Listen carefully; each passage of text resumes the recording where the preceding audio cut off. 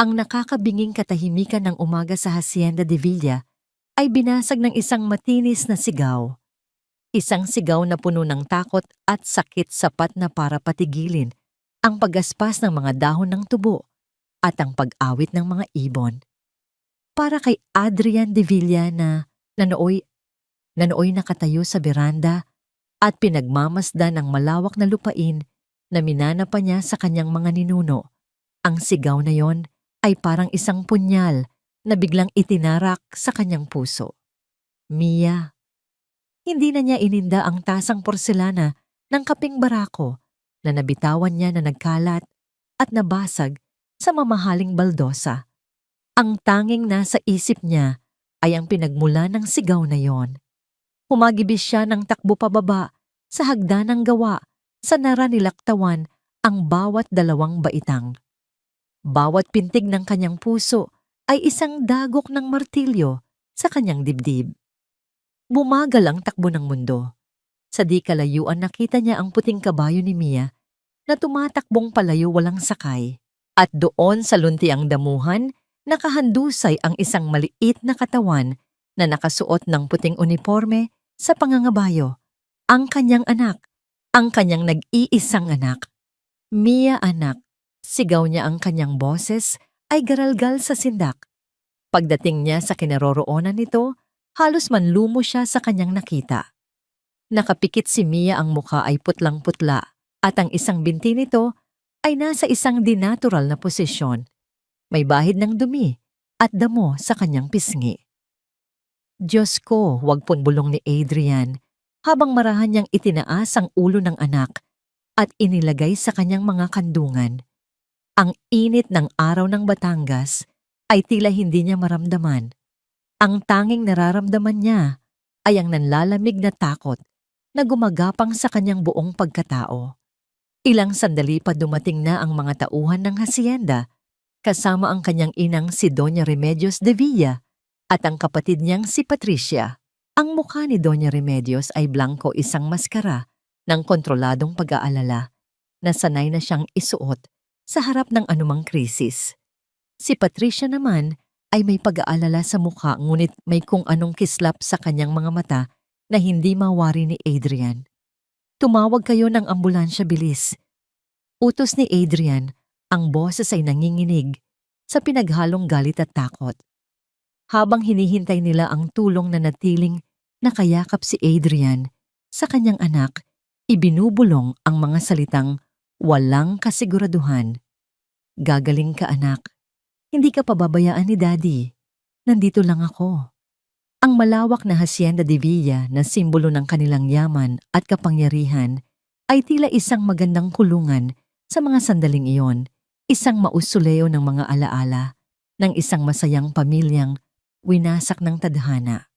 3 taon na ang nakalipas mula nang pumanaw ang kanyang asawang si Clarice dahil sa sakit, at mula noon, ang hacienda ay naging isang bahay na puno ng katahimikan at lungkot. Si Adrian, isang matagumpay na negosyante at tagapagmana ng isa sa pinakamalaking paggawaan ng asukal sa bansa, ay naging isang ama na nabubuhay na lamang para sa kanyang anak. Ngayon, ang nag-iisang ilaw ng kanyang buhay ay nasa bingit ng panganib. Pagkalipas ng 2 linggo, nakauwi na si Mia mula sa ospital.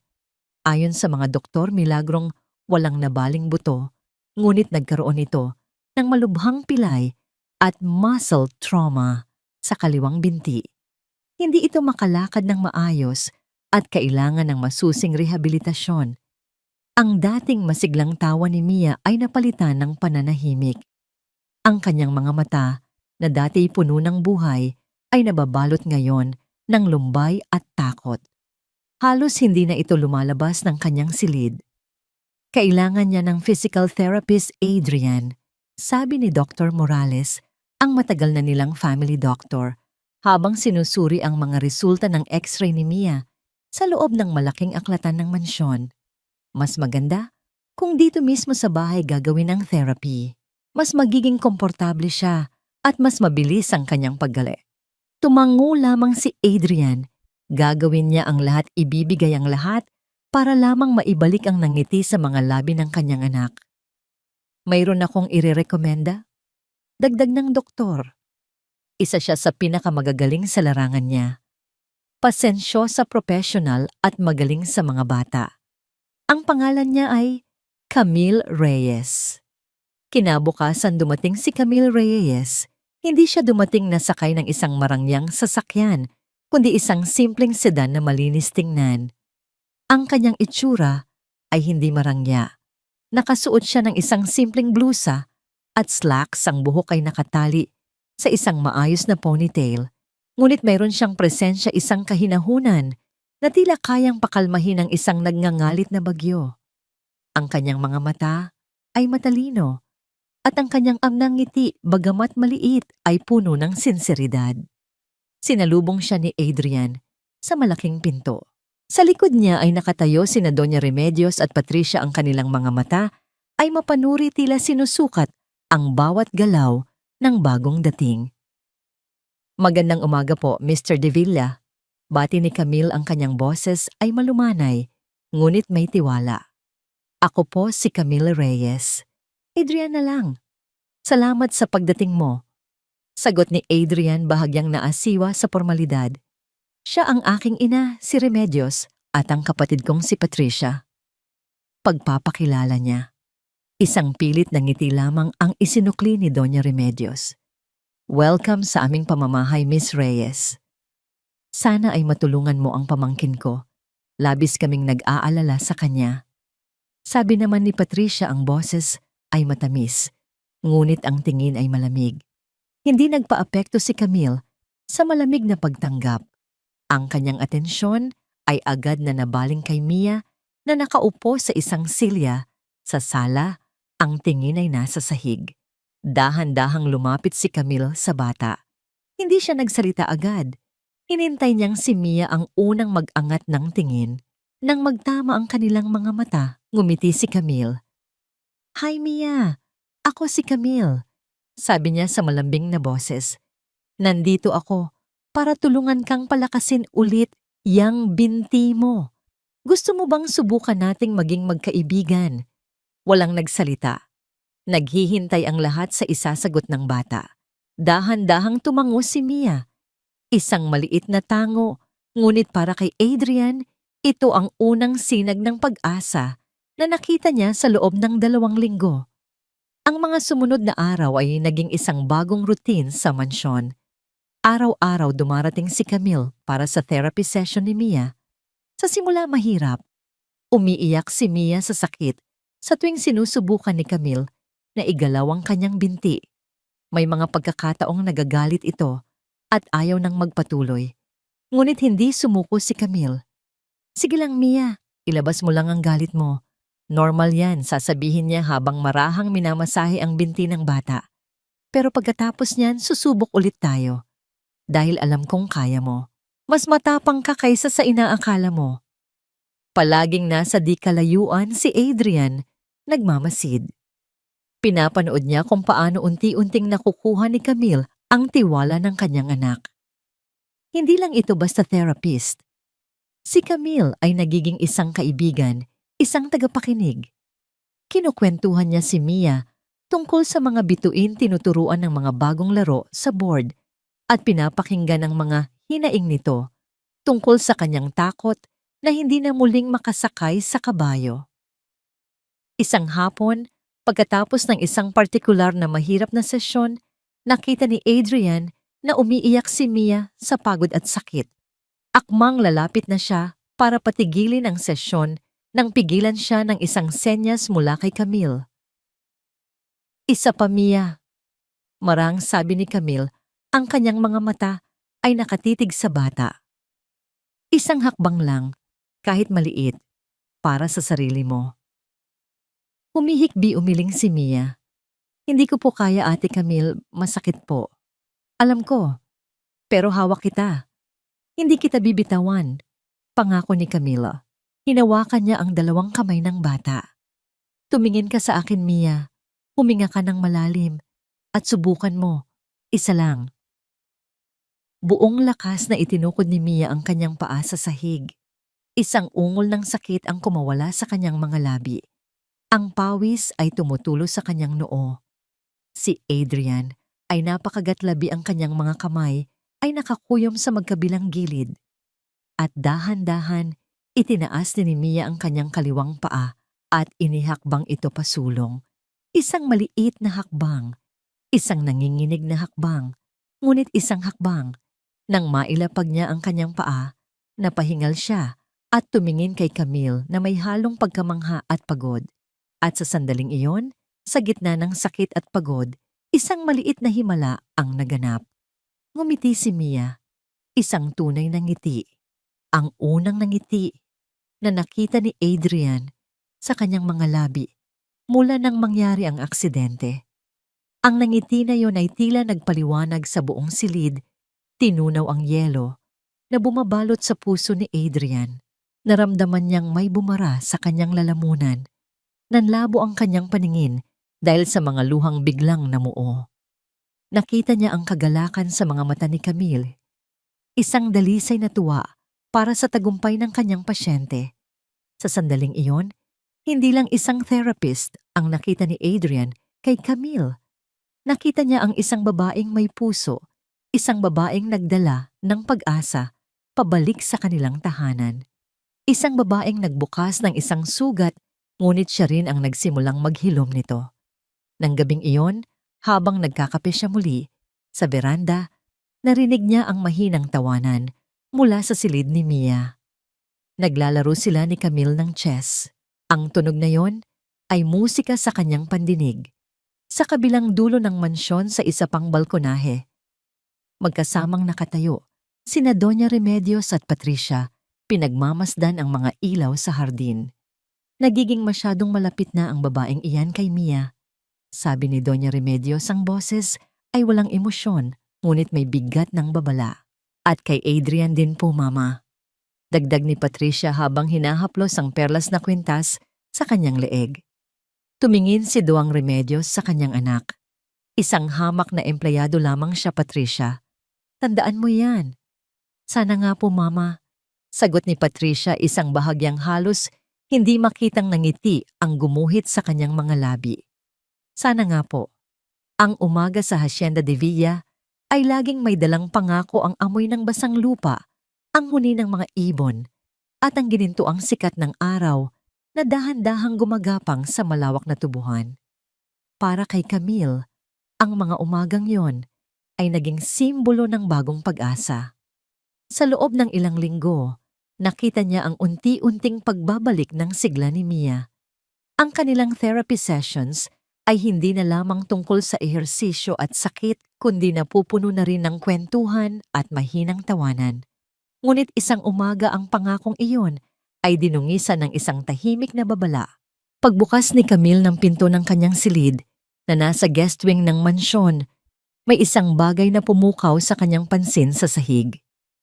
Isang itim na ahas, marahil ay isang uri ng ahas tubo na maingat na inilagay na parang isang baluktot na laso sa harap mismo ng kanyang pinto. Patay na ito, ngunit ang mensahe ay malinaw at buhay na buhay. Hindi ka kabilang dito, isa kang maninira. Saglit siyang natigilan ng paghinga, ay tila naipit sa kanyang lalamunan. Ngunit imbes na sumigaw o mataranta, isang malamig na determinasyon ang gumapang sa kanyang kalooban. Alam niya kung sino ang may gawa nito. Hindi niya kailangan ng ebidensya. Ang ganitong uri ng kalupitan ay hindi galing sa isang estranghero. Galing ito sa loob. Kumuha siya ng dustpan at walis maingat na inilagay ang patay na ahas sa isang plastic bag at itinapon ito sa basurahan sa likod bahay na walang sinumang nakakakita. Ayaw niyang bigyan ng satisfaksyon ang kung sino man ang nag-iwan nito. Hindi siya magpapakita ng takot. Hindi siya aalis. Sa almusal wala siyang binanggit tungkol sa nangyari. Ngumiti siya tulad ng dati kinumusta si Mia at magalang na binati sina Doña Remedios at Patricia. Ngunit napansin niya ang mapanuring tingin ni Patricia, isang tinging naghihintay ng reaksyon na hindi dumating. Mukhang maganda ang gising mo, Miss Reyes. Sabi ni Patricia, ang boses ay matamis na parang pulot-pukyutan. Parang walang gumambala sa iyong umaga. Wala naman, simpleng sagot ni Camille habang sumusubo ng kanin. Mapayapa ang lahat.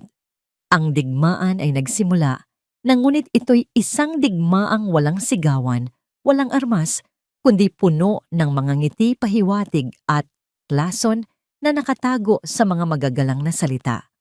Habang lumalalim ang ugnayan ni Camille kay Mia, lumalalim din ang koneksyon nila ni Adrian. Madalas pagkatapos ng therapy, mananatili si Adrian para makipagkwentuhan. Mula sa pag-unlad ni Mia, ang kanilang mga usapan ay napupunta sa mga personal na bagay, mga pangarap, mga kabiguan at ang bigat ng kalungkutan. Minsan pakiramdam ko ay nabigo ako bilang ama. Pag-amin ni Adrian isang gabi, habang nagkakape sila sa hardin, pinapanood ang paglubog ng araw. Mula nang mawala si Clarice, ang tanging alam ko lang ay magtrabaho at siguraduhing mayroon si Mia ng lahat ng material na bagay. Ngunit nakalimutan ko kung paano siya pasayahin. Hindi ka nabigo, Adrian. Malumanay na sabi ni Camille. Ginawa mo ang lahat ng iyong makakaya habang nagluluksa ka rin. Ang mahalaga ay narito ka para sa kanya ngayon at nakikita niya yon. Ang mga sandaling iyon ang nagiging kanlungan ni Adrian. Sa piling ni Camille, hindi siya si Mr. De Villa ang may-ari ng hasyenda. Siya lang si Adrian, isang amang nangungulila at isang lalaking unti-unting natututong ngumiti muli. Ngunit ang kanilang namumuong ugnayan ay hindi nakaligtas sa mga mata ng mag-inang De Villa. Ang hapagkainan ay naging kanilang entablado. Isang gabi habang naghahapunan ang lahat, masayang nagkukwento si Mia tungkol sa kanilang sesyon ni Camille. Tinuruan po ako ni Ate Camille kung paano mag-imagine na lumilipad ako habang ginagawa namin ang exercises para hindi ko masyadong maramdaman ang sakit. Ngumiti si Adrian, halatang natutuwa sa narinig. Ngunit bago pa siya makapagsalita, sumabat si Patricia. Nga pala, Adrian, naaalala mo ba? Noong nabubuhay pa si Clarice. Anya habang eleganteng hinihiwa ang kanyang bistek. Palagi niyang sinasabi na ang pinakamagandang therapy ay ang pagmamahal ng isang ina. Kaya niyang patahanin si Mia sa isang yakap lang. Walang katulad. Ang masayang nangiti sa mukha ni Adrian ay bahagyang naglaho. Tumahimik ang lahat. Naramdaman ni Camille ang bigat ng mga salitang yon. Isang matulis na patutsada na naglalagay sa kanya sa posisyon ng isang hamak na kapalit. Iba ang pagmamahal ng ina Patricia at iba rin ang tulong ng isang professional. Mahinahong sagot ni Adrian, ipinagtatanggol si Camille. Sinasabi ko lang naman. Mabilis na sagot ni Patricia na may pilit na ngiti. Wala namang masama sa pag-alala. Hindi ba, Mama? Ang pag-alala sa nakaraan ay nagpapatibay sa ating pamilya. Sang-ayon ni Doña Remedios, hindi man lang tumitingin kay Camille. Ang mga ganitong eksena ay paulit-ulit na nangyayari. May mga araw na nakakalimutan ng mga katulong na tawagin si Camille para sa hapunan at malalaman na lang niya kapag tapos nang kumain ang lahat. Isang senyas lang mula kay Patricia, isang bahagyang pag-iling at hindi na itinutuloy ng katulong ang pagtawag. Si Adrian mismo ang pupunta sa silid niya para anyayahan siya, ang muka ay puno ng paghingi ng paumanhin. Sa kabila ng lahat na natili si Camille, ang paggaling ni Mia ang kanyang prioridad at sa kaibuturan ng kanyang puso, alam niyang may isa pang dahilan kung bakit siya nagtitiis si Adrian. Isang hapon matapos ang matagumpay na sesyon kung saan nagawa ni Mia na maglakad ng 10 hakbang nang walang saklay, hindi napigilan ni Adrian ang kanyang sarili. Iniwan niya ang hasyenda at bumalik pagkalipas ng 1 oras na may dalang isang bagay na nagpaliwanag sa buong sala. Isang malaking pumpon ng mga pulang rosas, ang bawat talulot ay tila sumisigaw ng damdaming matagal na niyang itinatago. Iniabot niya ito kay Camille na nooy nag-aayos ng kanyang mga gamit. Para sa'yo, Sabi ni Adrian, ang kanyang boses ay may halong kaba at sinseridad. Salamat. Sa lahat. Namula ang mga pisngi ni Camille. Adrian, hindi mo kailangang gawin to. Kailangan, giit niya. Dahil ibinalik mo ang ngiti ng anak ko at ibinalik mo rin ang sa akin. Nakatitig sila sa isa't isa. Isang sandali ng tahimik na pag-unawa nang biglang pumasok si Patricia. Mula sa kusina, may dalang isang pitsil ng malamig na juice. Naku, mukhang may nanliligaw na. Di masayang, sabi niya, ngunit ang kanyang mga mata ay matalim na nakatutok sa mga bulaklak. Lumapit siya para ilagay ang pitsil sa mesang katabi ng plorerang pinaglalagyan ni Camille ng mga rosas. Sa isang iglap, tila sinadyang natapilok ang kanyang paa. Ay tumilapon ang pitsil. Sumalpok ito sa plorera. Sa isang malakas na kalabog, nabasag ang kristal na plorera sa sahig kasama ang mga rosas at ang tubig na kumalat sa mamahaling Persian rug. Naku, patawarin niyo ako. Ang clumsy ko talaga. Sabi ni Patricia, ang kamay ay nasa bibig, ngunit ang ngiti sa kanyang mga mata ay hindi maitago. Agad na lumapit si Adrian kay Camille, hindi para tulungan si Patricia, kundi para siguraduhin hindi nasaktan si Camille. Okay ka lang. Tumango si Camille, kahit na ang puso niya ay nasaktan sa nasirang sandali. Hayaan mo na yan, Patricia. Ako na ang magliligpit. Sabi ni Adrian, ang boses ay may bahid ng inis. Inakay niya si Camille palayo sa mga bubog. Hayaan mo na. Ang mahalaga ay ang intensyon. Ngunit alam ni Camille at alam din ni Adrian na ang nangyari ay hindi aksidente. Ito ay isang malinaw na mensahe, kasing linaw ng nabasag na kristal sa sahig. Nang gabing iyon, nakita ni Adrian si Camille na mag-isang nakatayo sa hardin nakatingin sa buwan. Ang tensyon ng mga nakaraang linggo ay mababakas sa kanyang mukha. Nilapitan niya ito. Pasensya na sa nangyari kanina, panimula niya.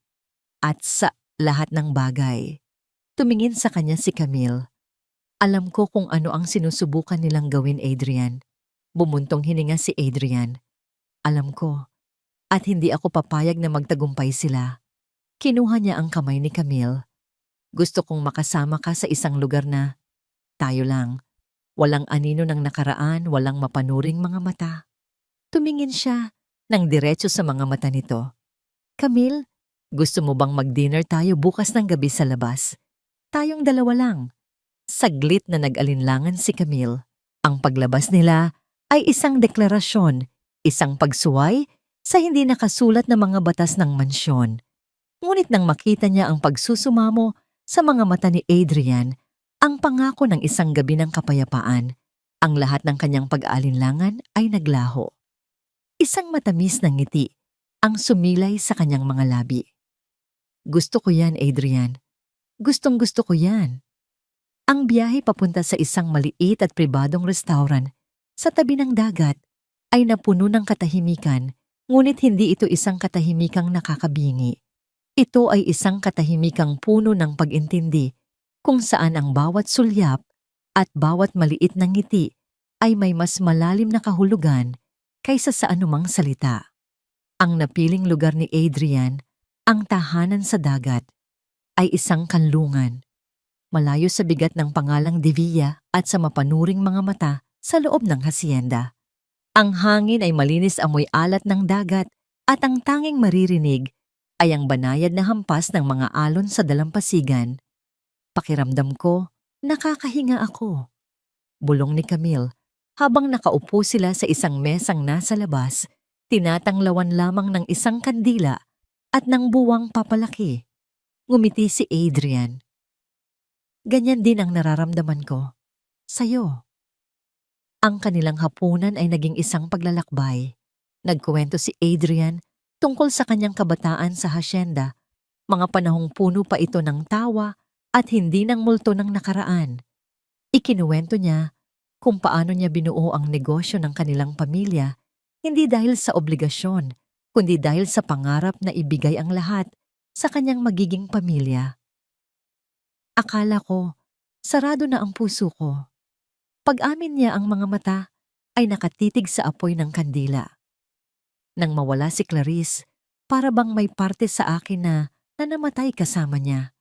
Nabuhay na lang ako para kay Mia.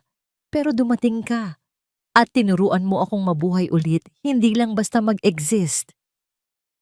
Hinawakan ni Camille ang kanyang kamay sa ibabaw ng mesa. Ang init niyon ay tila isang kuryenteng gumapang sa kanyang buong katawan. Hindi ko rin ito hinahanap, Adrian. Ang tanging gusto ko lang ay makatulong kay Mia. Pero nakita ko sa iyo ang isang lalaking may napakalaking puso, nagtatago sa likod ng pader ng kalungkutan. At sa bawat araw na nakikita kitang nangumingiti, lalo na kapag kasama mo si Mia, hindi ko maiwasang mahulog. Pagkatapos ng hapunan, naglakad sila sa dalampasigan. Ang buhangin ay malamig sa kanilang mga paa. Hinubad ni Camille ang kanyang sapatos, hawak ang mga ito sa isang kamay, habang ang isa naman ay mahigpit na nakakapit kay Adrian. Walang nagsasalita. Ang tunog ng mga alon at ang pintig ng kanilang mga puso, ang tanging musika. Huminto si Adrian. Humarap siya kay Camille. Ang mukha ay seryoso sa ilalim ng liwanag ng buwan. Camille! Panimula niya ang boses ay bahagyang nanginginig. Para sa isang taong sanay humarap sa mga board meeting at negosasyon, ang sandaling ito ang pinakanakakakaba sa lahat. Noong una, kitang makita, isa ka lang therapist para sa anak ko. Pagkatapos naging kaibigan ka niya, naging liwanag ka sa madilim naming tahanan, ibinalik mo ang tawa ni Mia.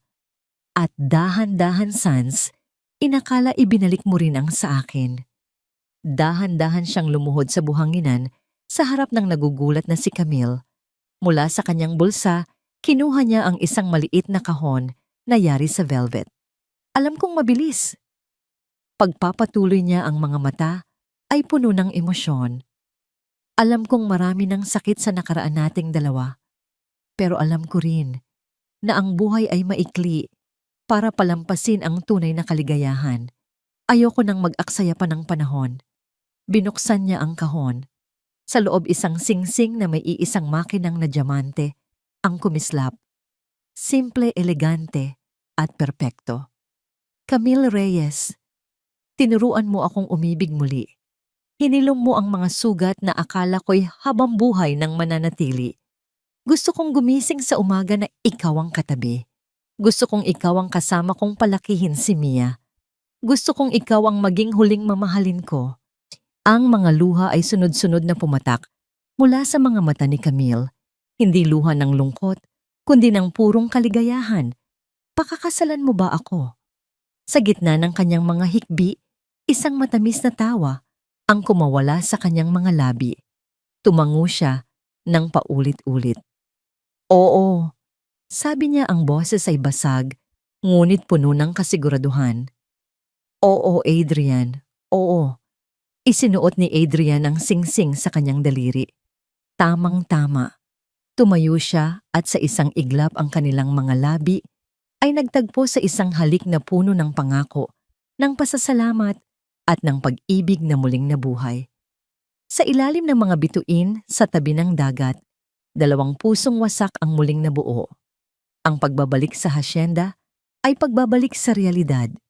Ang kaligayahang nararamdaman ni na Adrian at Camille ay tila isang kumot na bumabalot sa kanila, ngunit alam nilang kailangan nilang harapin ang lamig sa loob ng mansyon.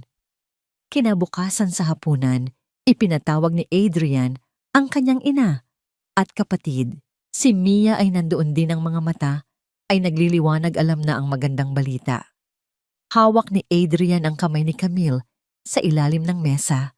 Huminga siya ng malalim. Mama Patricia, panimula niya, ang boses ay matatag. May mahalaga kaming sasabihin sa inyo. Si Camille at ako ay engaged na. Itinaas niya ang kamay ni Camille para ipakita ang singsing. Ang unang reaksyon ay galing kay Mia. Yes, magiging mommy ko na si Ate Camille. Sigaw niya sa tuwa, pumapalakpak. Ito ang tanging reaksyon na tunay na mahalaga para kay Adrian. Ngunit ang reaksyon ng dalawang babae sa kanyang harapan ay ibang-iba. Si Doña Remedios ay nagpakawala ng isang mabagal at kontroladong ngiti. Isang nangiting hindi umabot sa kanyang mga mata. "Congratulations." Sabi niya, ang boses ay kasing lamig ng yelo. "Isang malaking hakbang iyan, anak." Tumingin siya kay Camille. "Malaki ang responsibilidad na papasukin mo, Hija. Ang pamilyang De Villa ay may mga tradisyon at pangalang dapat pangalagaan. Umaasa akong matututunan mo ang mga yon sa lalong madaling panahon." Pagkatapos ay may kinuha siyang isang maliit na kahon mula sa kanyang bulsa. Bilang tanda ng aming pagtanggap, ibinigay niya ito kay Camille. Sa loob ay isang antigong brooch na gawa sa ginto pinalamutian ng maliliit na perlas. Maganda ito, ngunit mabigat. "Iyan ay pamana pa ng lola ko," sabi ni Doña Remedios. "Isinusuot iyan ng mga babae ng pamilya De Villa sa mga mahahalagang okasyon. Iyan din ang paboritong brooch ni Clarice." Ang huling mga salita ay tila isang sampal, isang paalala. Hindi ka ang una, meron kang pinapalitan. Ngumiti lamang si Camille at nagpasalamat kahit na naramdaman niya ang tusok ng karayom sa bawat salita ng matanda. Si Patricia naman ay mas tahimik, ngunit mas nakakatakot ang kanyang reaksyon. Ngumiti siya ng malapad at niyakap si Camille. "Congratulations, Ate Camille. Finally, magkakaroon na rin ako ng ate." Masayang, sabi niya. Ngunit habang nakayakap siya, bumulong ito sa tainga ni Camille. Sapat lang para marinig niya, "Sana alam mo ang pinasok mo." Nang gabing iyon, matapos magdiwang nina Adrian, Camille at Mia at matapos ang lahat, ay nasa kani-kanilang silid na nagtagpo ang mag-ina sa malawak na beranda. Ang nangiti ay wala na sa kanilang mga mukha. "Isang kalamidad," mariing sabi ni Doña Remedios. "Ang babaeng iyon, kontrolado na niya ang anak ko. Sa susunod ang buong hasyenda na." Tumingin si Patricia sa madilim na tubuhan, ang muka ay kalmado sa isang paraang nakakakilabot. "Huwag po kayong mag-alala, Mama," sabi niya sa mahinang boses. Humarap siya sa kanyang ina, isang malamig na kislap ang makikita sa kanyang mga mata. "Hindi natin hahayaang mangyari to." "Anong binabalak mo, Nan?" tanong ng matanda. Isang nakakatakot na ngiti ang sumilay sa mga labi ni Patricia. "May plano na ako." Ang paglipat ni Camille sa mansyon ng mga De Villa ay hindi isang simpleng pagdala ng mga gamit. Ito ay isang pagpasok sa isang teritoryong matagal nang may reyna, sa isang kahariang may sariling mga batas na hindi nakasulat. Ang bawat sulok ng malaking bahay, mula sa mga antigong kasangkapan hanggang sa mga tingin ng mga katulong, ay tila bumubulong ng isang mensahe, isa ka lamang dayuhan. Ang mansyon ay hindi isang tahanan. Ito ay isang ginintuang hawla, at naramdaman ni Camille na ang mga rehas nito ay unti-unting sumisikip sa kanya. Ang simula ng digmaan ay idinaos sa isang engranding hapunan. Nag-imbita si Adrian ng ilang mga kasosyo sa negosyo at malalapit na kaibigan para opisyal na ipagdiwang ang kanilang engagement. Ito sana ang gabi ni Camille, ang kanyang pagpapakilala bilang ang babaeng muling magpapatibok sa puso ng tagapagmana ng Hacienda de Villa. Para sa okasyon, binigyan siya ni Adrian ng isang regalo, isang simple ngunit napakagandang puting bestida na gawa sa seda na lalong nagbibigay diin sa kanyang natural na ganda. Habang bumababa siya sa hagdanan, sinalubong siya ng tingin ni Adrian na puno ng paghanga at pagmamahal. Sa isang saglit naramdaman ni Camille na kaya niyang harapin ang lahat. Ngunit ang kumpiyansang yon ay madaling winasak. Maliwanag ang mga ilaw sa dining hall, masaya ang tunog ng mga kubyertos at ang tawanan ng mga bisita. Nakaupo si Camille sa tabi ni Adrian, pakiramdam niya ay nasa isang panaginip. "Kuya, ipapakilala ko lang sa'yo si Mr. Ocampo," sabi ni Patricia, lumapit sa kanilang mesa na may dalang dalawang kopita ng mamahaling red wine. Sa likod niya ay isang matandang lalaki, habang nag-uusap sina Adrian at ang bisita, na natiling nakangiti si Camille. Ibinigay ni Patricia ang isang kopita kay Adrian at akmang ilalapag ang isa pa sa mesa nang bigla siyang nadulas sa makintab na sahig. Ay naku, tili niya. Ang pulang alak ay tumilapon mula sa kopita direkta sa kandungan ni Camille. Ang mamahaling puting bestida ay agad na nabahira ng isang malaking madilim na mantsa na tila dugo sa busilak na tela. Natigilan ang lahat. Ang tawanan ay napalitan ng mga bulungan. Patricia, saway ni Adrian ang boses ay may halong inis at pag-aalala. Naku, I'm so sorry, pasensya na Ate Camille. Napakalampa ko talaga. Sabi ni Patricia, ang mga kamay ay nasa bibig na, tila nagulat ngunit ang kanyang mga mata ay may kislap ng tagumpay na si Camille lang ang nakapansin. Agad na tumayo si Camille, ang mukha ay namumula sa hiya. Okay lang Patricia, aksidente lang. Sabi niya pinipilit ngumiti sa harap ng mga bisita. Ngunit sa loob-loob niya, pakiramdam niya ay gusto niyang magtago at umiyak. Ang perpektong gabi ay sinira. Ang perpektong bestida ay dinungisan. Ang kanyang pagpapakilala ay naging isang eksena ng kahihiyan. Samahan na kita sa itaas para magpalit. Alok ni Adrian, hinawakan ang braso ni Camille. Habang paakyat sila sa hagdan, naririnig pa ni Camille ang sabi ni Patricia sa mga bisita. Napakaselan pa naman ng kulay puti. Sayang, ang ganda pa naman sana. Iyon ang unang bala sa isang digmaang walang sigawan. Isang digmaang nakakubli sa likod ng mga ngiti at magagalang na kilos. Mula ng araw na yon, ang bawat araw ni Camille sa mansyon ay isang pagsubok. Sinimulan ni Doña Remedios na pakialaman ang pamamalakad niya sa bahay. Hija, sabi nito isang umaga habang tinatalakay ni Camille ang menu para sa linggong iyon sa kusinera. Bakit adobo ang ipapaluto mo para sa pananghalian? Alam mo namang paborito ni Adrian ang kaldereta tuwing Martes. Iyon ang laging inihahanda ni Clarice para sa kanya. Pasensya na po, Doña Remedios. Hindi ko po alam. Sagot ni Camille, pinipigilan ang sarili. Marami ka pang hindi alam, hija, sagot ng matanda bago bumaling sa kusinera. Lourdes kaldereta ang iluto mo at siguraduhin mong tama ang timpla, yung katulad ng dati. Ang simpleng pagpili ng ulam ay naging isang power play. Paulit-ulit na ipinapamukha ni Doña Remedios na si Camille ay isang baguhan, isang tagalabas na hindi alam ang mga tunay na gusto at kailangan ng kanyang anak. Si Patricia naman ginamit ang kanyang pagiging malapit kay Adrian para magtanim ng lason. Kuya, nag-aalala lang ako sa'yo, sabi niya isang gabi habang nagiinuman sila ng brandy sa aklatan.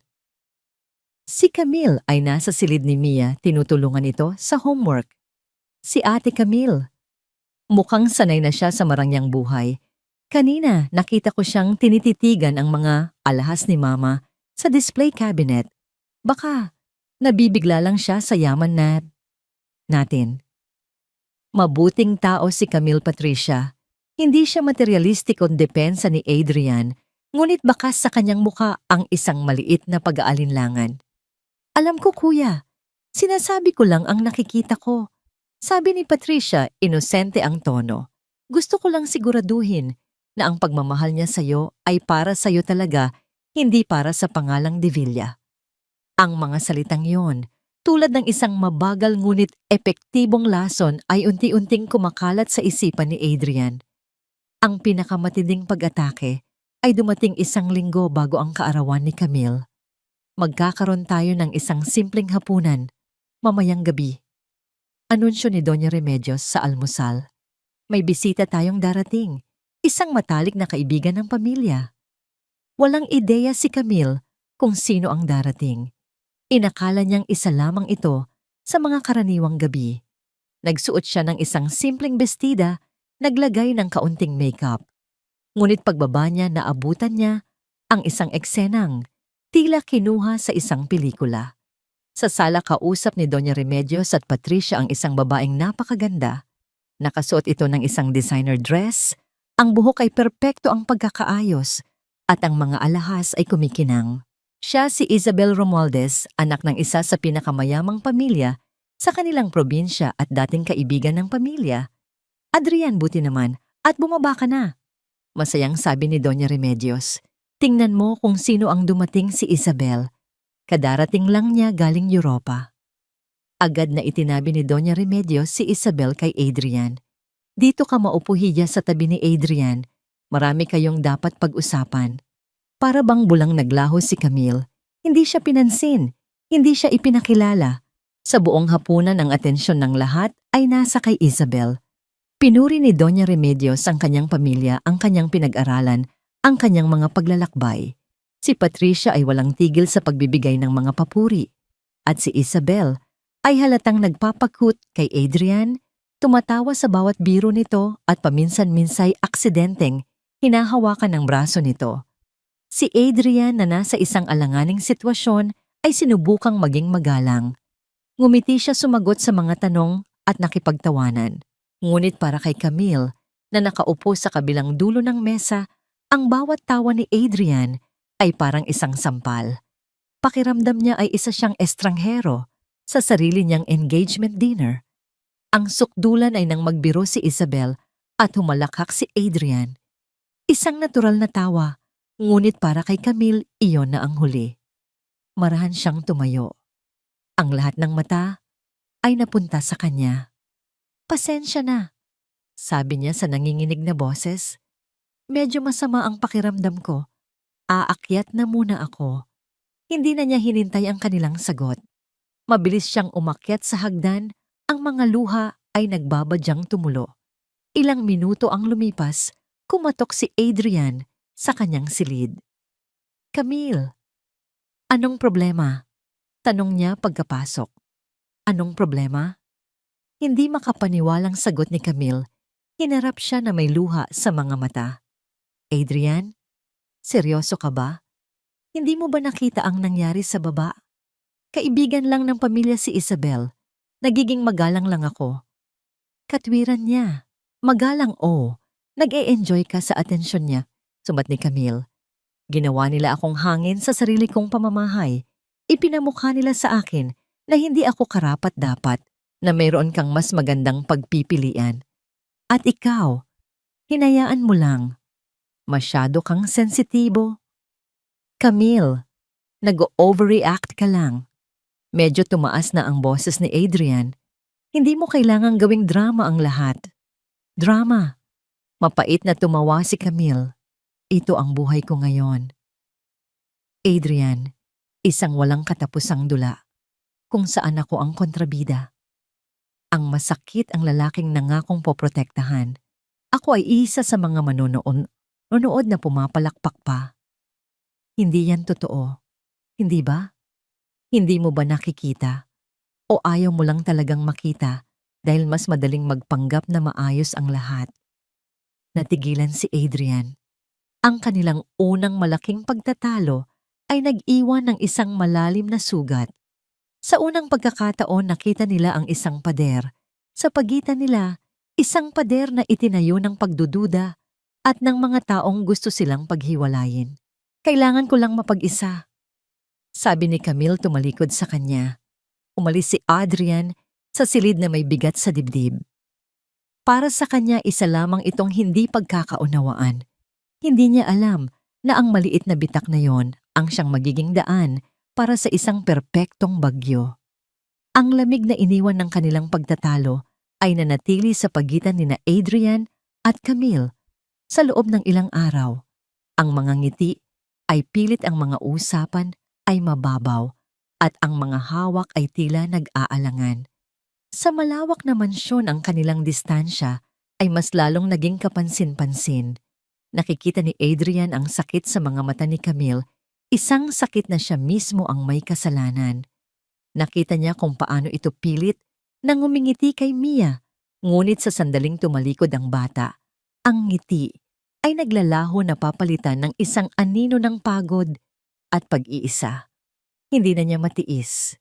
Ang kaarawan ni Camille ay papalapit na at nakita niya ito bilang isang perpektong pagkakataon. Hindi lang para magbigay ng regalo, kundi para humingi ng tawad at patunayan ang kanyang pagmamahal sa isang paraang hindi na muling pag-aalinlanganan. Isang umaga, habang si Camille ay nasa therapy session, kasama si Mia lihim na nagkulong si Adrian sa kanyang opisina. Dito niya sinimulan ang pagbuo ng ang perpektong sorpresa. Ang unang tawag ay sa isang car dealership sa Maynila. "Good morning, Mr. De Villa." Bati ng ahente sa kabilang linya, ang boses ay puno ng paggalang. "Ano po ang maipaglilingkod ko sa inyo?" "Gusto kong umorder ng pinakabagong modelo ng Mercedes-Benz C-Class. Kulay puti." Sabi ni Adrian, ang kanyang boses ay may determinasyon. "At gusto kong lagyan ninyo ng isang malaking pulang laso sa ibabaw. Kailangan itong ma-deliver sa hacienda sa Biyernes, 4:00 ng hapon. Walang palya." Pagkatapos ng kotse, ang susunod na tawag ay sa isang luxury travel agency. "Kailangan ko ng 2 first-class tickets papuntang Maldives, ang pinakamagandang resort na mayroon kayo, para sa susunod na linggo." Ang huling tawag ay sa pinaka-eksklusibong restaurant sa Tagaytay. Nagpareserba ng pribadong mesa na may tanawin ng Bulkang Taal. Ngunit ang mga material na bagay na ito ay simula pa lamang. Ang pinakamahalagang bahagi ng plano ay ang kanyang gagawing paghingi ng tawad. Isusulat niya ito sa isang liham, sasabihin ng harapan at ipaparamdam sa bawat kilos. Patutunayan niyang pinipili niya si Camille ngayon at magpakailanman. Para maging perpekto ang lahat, kailangan niya ng tulong. Kailangan niyang mailabas si Camille sa bahay sa loob ng ilang oras sa araw ng kaarawan nito para maihanda ang lahat. At para doon, iisang tao lang ang maaari niyang lapitan. Pinuntahan niya ang kapatid na si Patricia na nooy nagbabasa ng isang fashion magazine sa sala. "Patricia, kailangan ko ng pabor." Sabi ni Adrian, umupo sa tapat nito. Ibinaba ni Patricia ang magazine, ang kanyang muka ay nagpapakita ng interes. "Ano yon, kuya?" "Sa Biyernes, kaarawan ni Camille." Panimula niya. "May inihanda akong malaking sorpresa para sa kanya. Pero kailangan kong wala siya sa bahay mula 1:00 hanggang 4:00 ng hapon." Tumingin siya sa kapatid. "Pwede mo ba siyang ayain na lumabas? Mag-shopping, magkape, kahit ano. Para lang magkaroon ako ng oras na iset up ang lahat." Isang ngiti ang sumilay sa mga labi ni Patricia, isang ngiting tila puno ng sinseridad. "Of course, kuya, gagawin ko yan para sa'yo at para kay Ate Camille. Deserve niya yan pagkatapos ng lahat." Gumaan ang loob ni Adrian. "Salamat, Patricia. Mahalaga ito sa akin." "Walang problema, kuya. Ako ang bahala," sabi ni Patricia. Ngunit nang umalis si Adrian, ang matamis na ngiti ni Patricia ay dahan-dahang naglaho, napalitan ng isang malamig at kalkuladong ekspresyon. Kinuha niya ang kanyang telepono at mabilis na tinawagan ang kanilang ina. "Mama," sabi niya sa mahinang boses, "may ibibigay si Adrian na sorpresa kay Camille sa Biyernes at humingi siya ng tulong sa akin." Isang mapait na tawa ang kumawala sa kanya. Ang hindi niya alam, tayo ang magbibigay ng tunay na sorpresa. Dumating ang araw ng Biyernes, ang kaarawan ni Camille. Paggising niya, ang unang bumati sa kanya ay si Mia na may dalang isang maliit na cupcake na may kandila at isang card na siya mismo ang gumawa. Niyakap ni Camille ang bata ng mahigpit at sa isang saglit gumaan ang kanyang pakiramdam. Ngunit ang bigat ay bumalik nang makita niya si Adrian. "Happy birthday, Camille." Bati nito, ngunit may lungkot sa kanyang mga mata. "Pasensya na. May bigla ang business emergency sa planta. Kailangan kong umalis buong araw. Babawi ako, pangako." Ang pagkadismaya ay hindi maitago sa mukha ni Camille. Inaasahan niyang sa araw na ito, magkakayos na sila. Ngunit muli, tila mas pinili ni Adrian ang trabaho. Tumango na lang siya. "Sige, ingat ka." Habang pinapanood niyang papalayo ang sasakyan ni Adrian, naramdaman niyang muli ang pader sa pagitan nila. Bandang tanghali, pumasok si Patricia sa kanyang silid na may malapad na ngiti. Ate Camille. Dahil wala si kuya, naisip kong tayo na lang ang mag-celebrate. Ayain sana kitang mag-shopping sa Alabang. Treat ko. Sa simula tumanggi si Camille. Wala siya sa mood. Ngunit mapilit si Patricia. Sige na ate, para malibang ka naman. Huwag mong hayaang masira ang birthday mo dahil lang sa trabaho ni kuya. Sa huli pumayag na rin si Camille, iniisip na baka makabuti nga sa kanya ang lumabas. Habang nasa biyahe sila, lihim na nag-text si Patricia kay Adrian. On our way out na kuya, good luck sa surprise. Samantala, si Adrian ay hindi nasa planta. Nasa biyahe siya pabalik sa hasyenda mula sa Tagaytay kung saan personal niyang inayos ang lahat para sa kanilang hapunan. Ang kotse ay nakumpirma na. Ang mga tiket ay nasa kanyang briefcase. Ang liham ay nasa kanyang puso. 3:00 ng hapon habang nagmamaneho siya sa kahabaan ng highway, tinawagan niya si Patricia. Hello sis, papunta na ako dyan. Mga 30 minutos na lang. Nasaan na kayo? Pabalik na rin kami kuya. Masayang sagot ni Patricia. Huwag kang mag-alala. Ang lahat ay naaayon sa plano. Siguradong magugulat siya ng husto.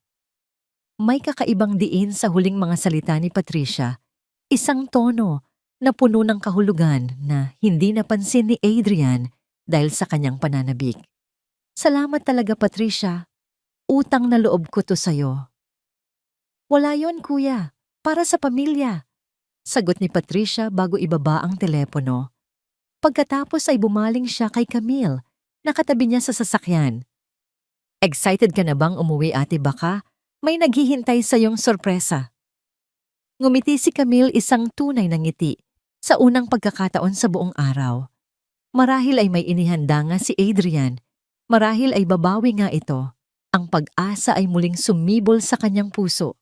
Habang papalapit ang sasakyan ni Adrian sa malaking arko ng Hacienda de Villa, hindi niya mapigilan ang mabilis na tibok ng kanyang puso. Iniensayo niya sa kanyang isip ang kanyang sasabihin.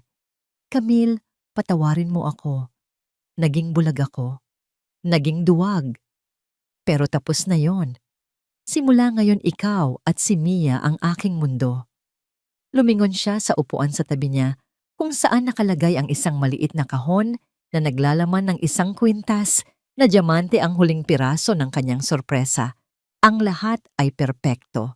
Ang araw ay perpekto. Ang sandali ay perpekto. Habang lumiliko siya sa huling kurbada ng mahabang driveway at natatanaw na niya ang harapan ng mansyon, ang perpektong mundong binuo niya sa kanyang isipan ay gumuho sa isang iglap. Ang mga salitang inensayo niya ay naglaho sa kanyang lalamunan, napalitan ng isang sigaw na hindi makawala. Ang kanyang pananabik ay naging purong sindak. Ang kanyang pag-ibig ay naging nagngangalit na galit. Ang perpektong sorpresa ay naging isang bangungot. Ang sikat ng araw ng 4:00 ng hapon ay ginintuan nagbibigay ng malambot na anino sa mga puno ng akasya na nakahanay sa driveway. Para kay Adrian, ang liwanag na yon ay dapat sanang maging anunsyo ng isang masayang simula. Ngunit habang inililiko niya ang kanyang sasakyan at natanaw ang harapan ng mansyon, ang ginintuang liwanag na yon ay tila naging isang spotlight para sa isang karumaldumal na dula. Napatigil ang kanyang paghinga. Ang kanyang mga kamay ay nanigas sa manibela. Doon sa gitna ng malinis na hardin nakatayo ang 3 figurang tila mga estatwa sa isang trahedya. Ang kanyang ina, si Doña Remedios, nakasuot ng eleganteng puting bestida na para sa misa ang muka, ay puno ng hindi makapaniwalang pagkasuklam, habang ang maruming tubig ay tumutulo mula sa kanyang perpektong nakaayos na buhok, dumadaloy sa kanyang muka at leeg. Ang kanyang anak si Mia ang kanyang pinakamamahal na si Mia. Nakasuot din ng puting damit. Pangsimba, nanginginig ang mga mata, ay nanlalaki sa takot at gulat, habang ang putik at mga piraso ng gulay ay nakadikit sa kanyang damit at balat.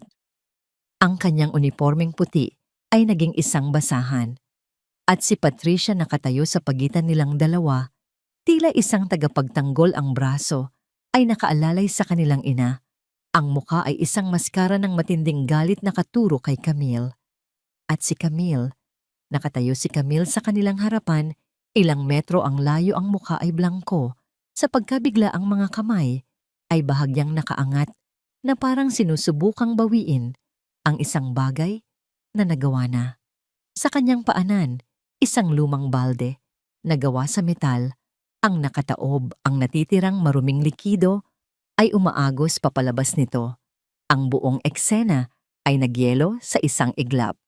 Isang perpektong larawan ng krimen at parusa. Ang akusado, ang mga biktima at ang ebidensya. Isang ungol ng galit ang kumawala mula sa lalamunan ni Adrian. Tinapakan niya ang preno ng buong lakas. Ang gulong ng kanyang mamahaling sasakyan ay umiskirits sa sementadong daan, nag-iwan ng itim na marka.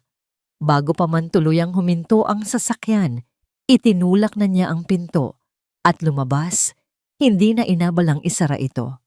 Anong ibig sabihin nito? Ang kanyang sigaw ay umalingaw-ngaw sa buong hasyenda, isang dagundong na nagpatigil sa lahat pati na sa hangin. Sa tunog ng kanyang boses, lahat sila ay napalingon sa kanya. Ang pagkagulat sa mukha ni Camille ay napalitan ng purong sindak nang makita siya. Nabitawan niya ang hawak na balde na gumulong sa damuhan na may malakas na kalansing. Adrian. Nagsimulang magsalita si Camille, ang boses ay isang mahinang bulong. Ngunit hindi siya pinansin ni Adrian. Ang kanyang mga mata ay nakatuon sa kanyang anak na nanginginig at sa kanyang inang umiiyak na ngayon, nang tahimik sinusubukang punasan ang dumi sa kanyang mukha. Gamit ang nanginginig na mga kamay, nilapitan niya ang mga ito. Ang bawat hakbang ay tila isang milya. Ang bawat pintig ng kanyang puso ay isang pagsabog ng galit. Mia anak, okay ka lang? Tanong niya, hinawakan ang balikat ng bata. Naramdaman niya ang panginginig nito. Daddy, umiiyak na, sabi ni Mia. Ang lamig po. Hinarap niya ang kanyang ina. Mama, nasaktan po ba kayo? Umiling si Doña Remedios, ang kanyang pagkilos ay puno ng drama. Hindi ako makapaniwala, anak, na magagawa niya ito sa amin, sa sarili niyang kaarawan. Siya ang may gawa nito. Tanong ni Adrian, kahit na alam na niya ang sagot na gusto niyang marinig. Tumingin siya kay Patricia. Nakita namin, kuya. Mabilis na sagot ni Patricia, ang boses ay puno ng galit. Nakatayo lang kami dito naghihintay na sumakay sa kotse para magsimba, para ipagdasal ang kaarawan niya. Tapos, bigla na lang niyang ibinuhos sa amin ang balde na. Yan. Noon lamang tuluyang hinarap ni Adrian si Camille. Lumapit siya dito, ang bawat hakbang ay mabigat, ang kanyang mukha ay isang maskara ng itim na galit na hindi pa kailanman nakita ni Camille. Adrian, magpapaliwanag ako, sabi ni Camille umaatras habang lumalapit si Adrian. Ang kanyang mga mata ay puno ng luha at pagsusumamo. Hindi ko sinasadya. Hindi ko alam. Hindi mo alam. Sigaw ni Adrian, ang kanyang boses ay pumutok na parang kulog. Hindi mo alam na ang nanay ko at ang anak ko ang nasa harapan mo, o hindi mo alam na marumi ang tubig na hawak mo. Pinakiusapan ako ni Patricia. Huwag mong idamay ang kapatid ko dito. Putol ni Adrian. Itinuro niya ang umiiyak na si Mia. Tingnan mo ang ginawa mo sa anak ko. Isang bata na walang ibang ginawa, kundi mahalin ka. Ibinigay niya sa iyo ang tiwala niya. Ibinigay ko sa iyo ang tiwala ko. Adrian, pakinggan mo muna ako, parang awa mo na. Tapos na akong makinig.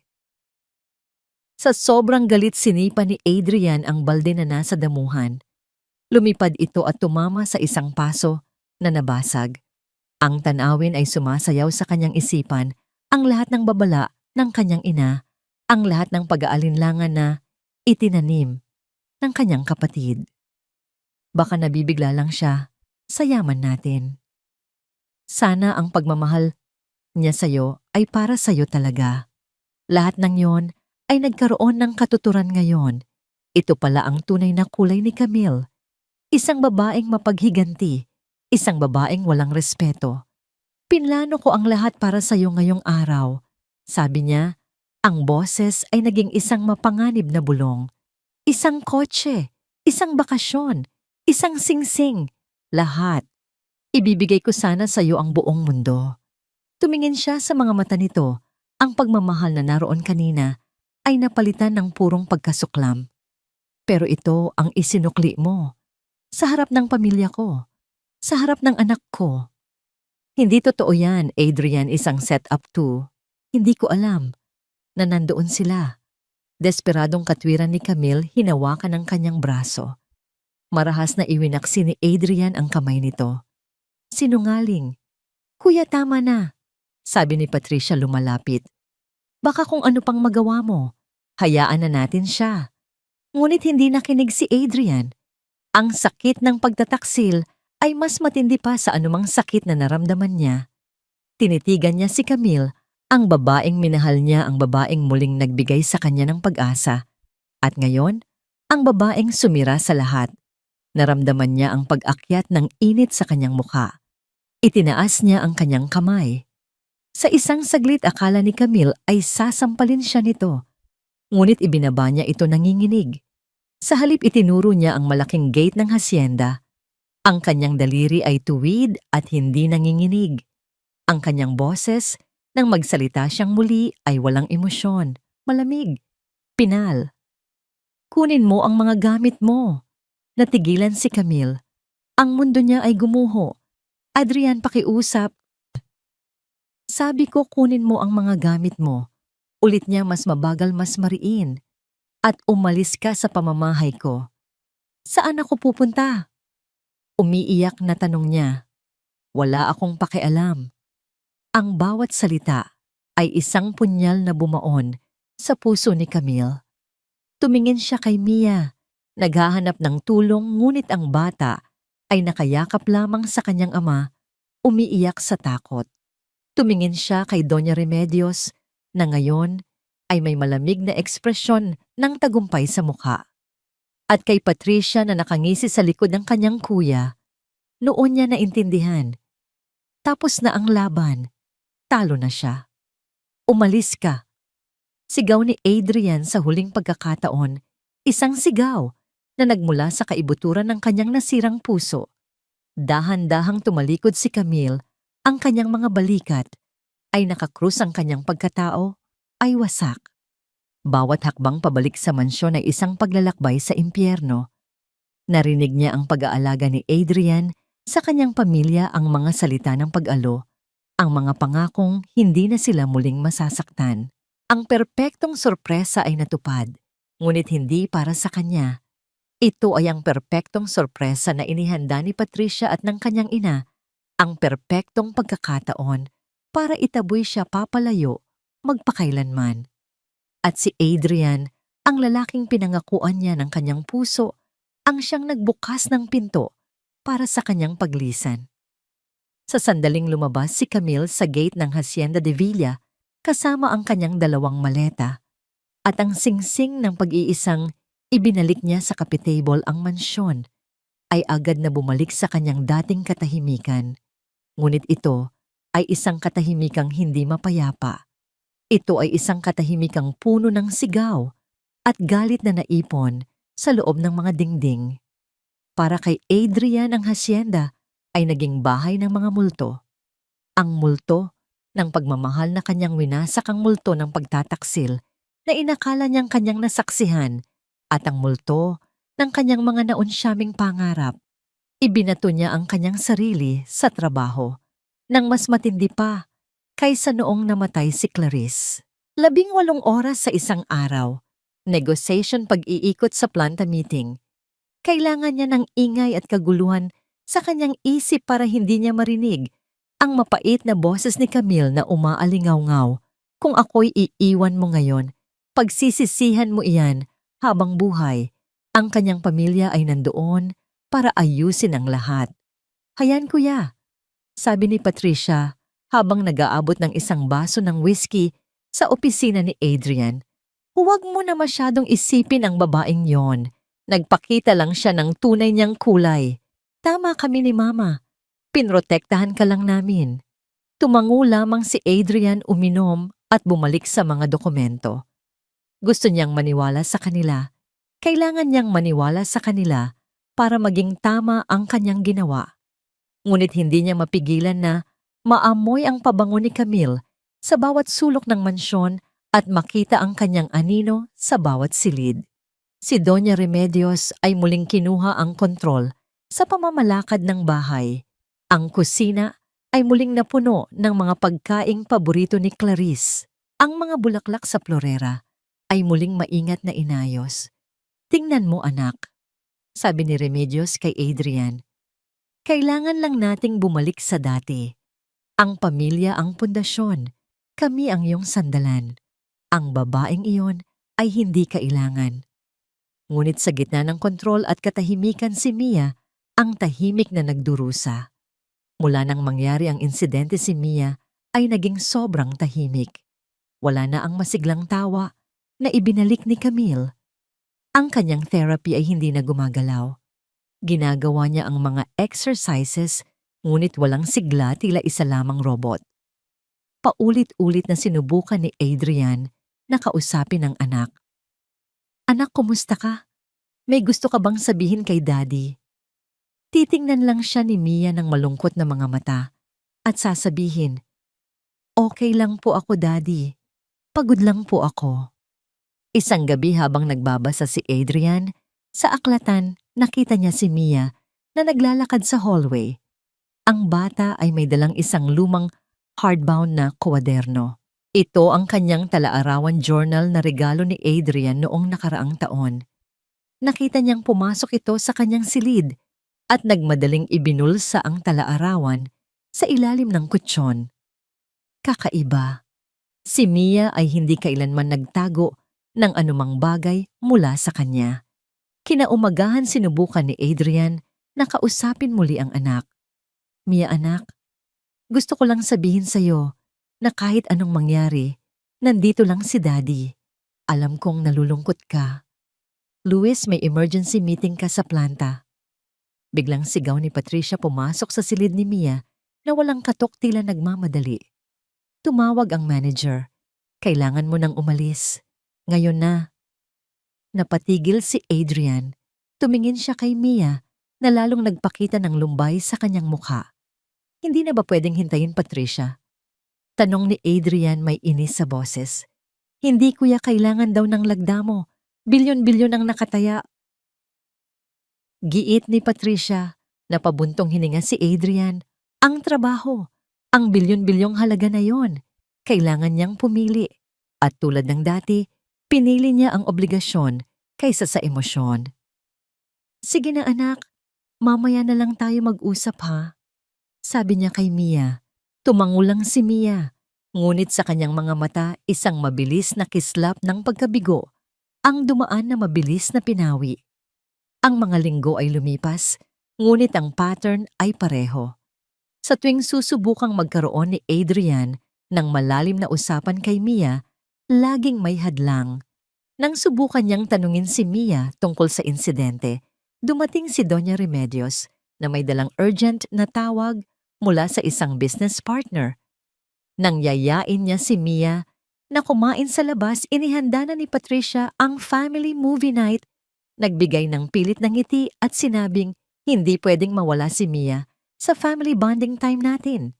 Nagsimulang makaramdam si Adrian ng pagkainis, hindi sa kanyang anak kundi sa kanyang sarili at sa laging pagiging abala ng kanyang pamilya. Hindi ba niya kayang bigyan ng 5 minutong walang istorbo ang kanyang anak? Isang gabi nagising si Adrian dahil sa isang kaluskos. Naglakad siya papuntang aklatan. Nakita niya si Patricia at Doña Remedios nakaupo sa dilim nagbubulungan sa harap ng isang bote ng brandy.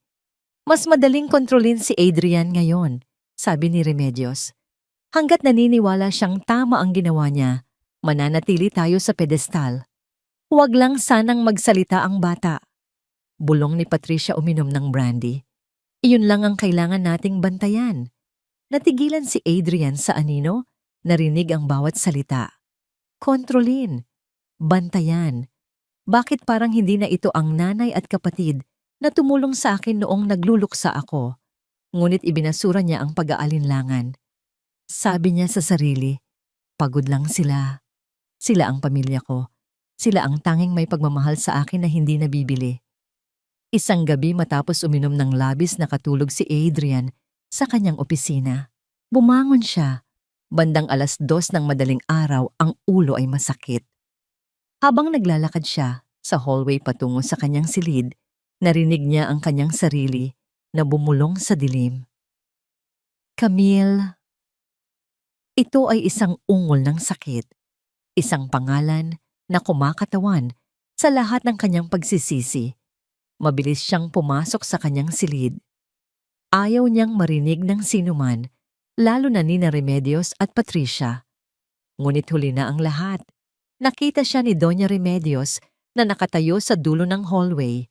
Kinabukasan sa almusal, matamlay si Adrian.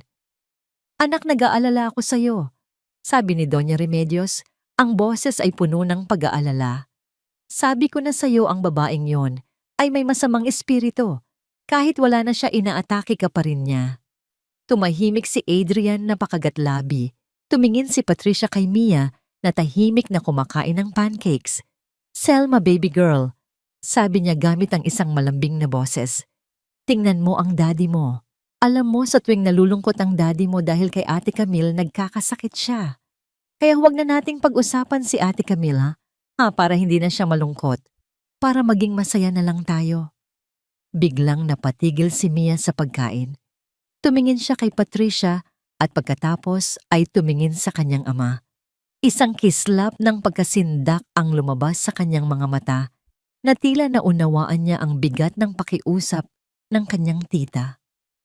Huwag mo akong idamay sa kalungkutan ng iyong ama. Tumango si Mia. Isang maliit, halos hindi makitang tango.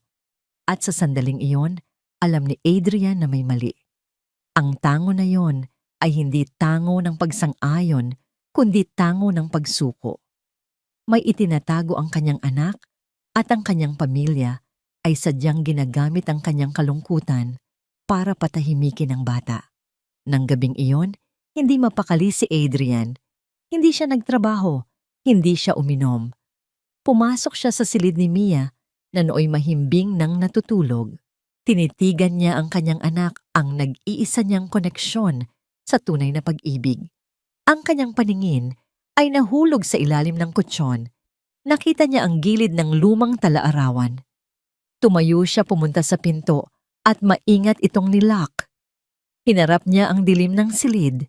Ang kanyang puso ay puno ng matinding kaba at pag-aalinlangan. Kailangan kong malaman. Marahan niyang kinuha ang kwaderno. Ang lumang balat nito ay malamig sa kanyang kamay. Hindi niya dapat basahin ito. Ngunit ang tinig ni Camille, ang lumbay ni Mia, at ang mga salita ni Remedios at Patricia ay nagtutulak sa kanya. Binuksan niya ang kwaderno sa isang pahina na may petsa ng kaarawan ni Camille. Ang sulat kamay ni Mia ay nag-iisa at malungkot. Biyernes, Marso 15. Ngayon ang birthday ni Ate Camille. Pero umalis si Daddy dahil may trabaho. Si Tita Patricia ang nag-aya kay Ate Camille na lumabas. Pero pagkatapos nilang umalis, nakita ko si Tita Patricia at Lola Remedios na naglalagay ng maduming tubig sa balde sa likod ng bahay. Nilagyan nila ng mga tuyong gulay. Sabi ni Tita Patricia, huwag akong magsalita dahil laro lang daw iyon. Pero hindi ito laro. Nakakatakot. Pagkatapos sinabi ni Tita Patricia na magpalit ako ng puting damit at pumunta sa likod.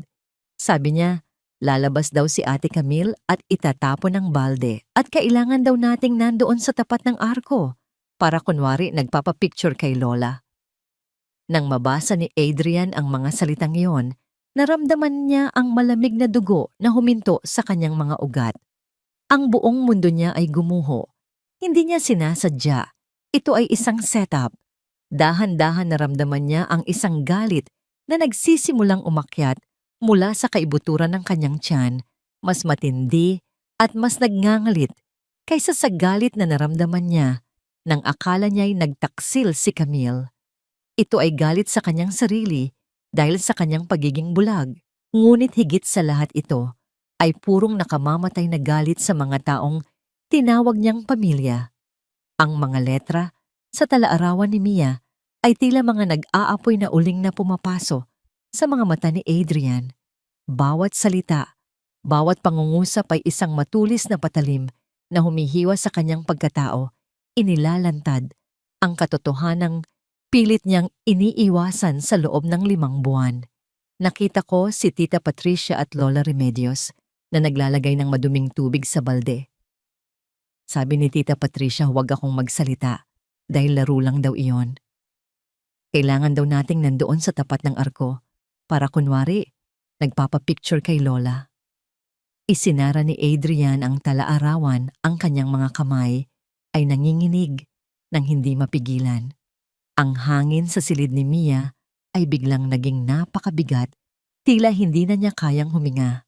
Ang larawan sa kanyang isipan ay nabuo ng buong linaw ang pekeng ngiti ni Patricia, ang kalkuladong katahimikan ni Remedios, at ang takot sa mga mata ng kanyang sariling anak. Ginamit nila si Mia. Ginamit nila ang inosenteng pagtitiwala ng isang bata para isakatuparan ng kanilang maruming plano. Ang galit na kanyang naramdaman nung araw na yon sa hardin ay wala sa kalingkingan ng nag-aalab na puot na gumagapang ngayon sa kanyang buong sistema. Noon ang galit niya ay dulot ng sakit at pagtataksil. Ngayon ang galit niya ay dulot ng panloloko, isang masalimuot at malupit na panloloko na isinagawa ng mga taong pinagkatiwalaan niya ng buong buhay niya. Marahan niyang ibinalik ang talaarawan sa ilalim ng kutsyon, tinitiyak na walang bakas na ito'y kanyang ginalaw. Hinalikan niya ang natutulog na si Mia sa noo, bumubulong ng isang paumanhin na hindi maririnig ng bata. Patawarin mo si Daddy, anak. Patawarin mo ako sa hindi ko pakikinig. Naglakad siya palabas ng silid, ang bawat hakbang ay mabigat sa bigat ng katotohanan. Hindi na siya ang Adrian de Villa na pumasok sa silid na yon. Ang lalaking lumabas ay iba na isang lalaking ginising mula sa isang mahabang pagkabulag at ang kanyang mga mata ay bukas na ngayon sa kasinungalingang kanyang pinaniwalaan. Habang naglalakad siya sa madilim na pasilyo, pabalik sa kanyang opisina, biglang nag-vibrate ang kanyang telepono. Isang hindi pamilyar na numero. Sasagutin niya sana ito nang may isa pang mensahe na pumasok mula sa isang taong hindi niya inaasahan, si Attorney Ricardo Salvador, ang matandang abogado at pinakamatalik na kaibigan ng kanyang yumaong ama. From Attorney Salvador: Adrian, pasensya na sa abala sa ganitong oras. May mahalaga lang akong kailangang ipaalam sa'yo tungkol sa isang bagay na matagal ko nang pinag-aaralan. Tawagan mo ako kapag gising ka pa.